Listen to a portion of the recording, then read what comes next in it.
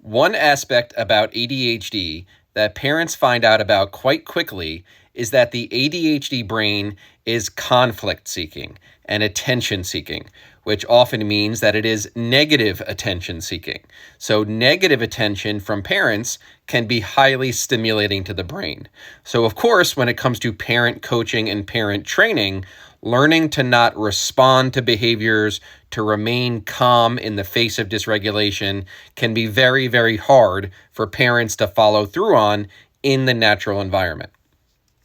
And this is what I hear from parents all the time, especially those parents who have ADHD themselves.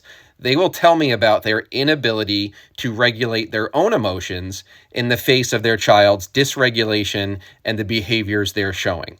It's just far too difficult for them to follow through on strategies in the natural environment and not provide that attention that they know is so stimulating to their child, but it's too hard for the parent to inhibit and not respond, and they end up lecturing their child and giving them lots of language, lots of attention, lots of focus, which at the end of the day reinforces the behaviors.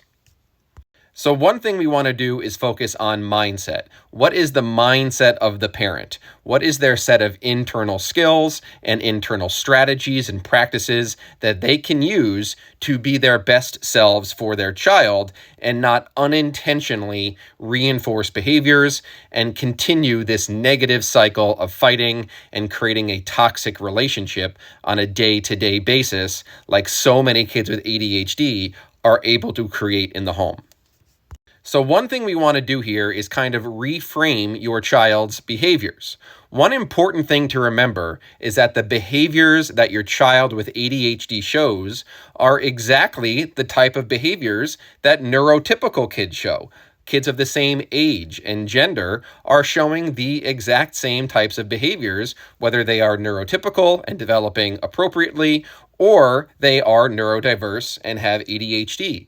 Kids who are neurotypical still have behaviors towards their parents. They will still do things like emotional manipulation, noise and complaining, learned helplessness, avoiding homework, wanting to be on screens all the time. Neurotypical kids show these behaviors as well, but basically, if you have a child with ADHD, you're going to see these behaviors times 10, times 20, times 30, and just much more often than a neurotypical child will show. So if we remember that ADHD is not a character flaw, it's not malicious behavior or bad character, it's an inability to learn at an appropriate pace and transfer that information into the natural environment.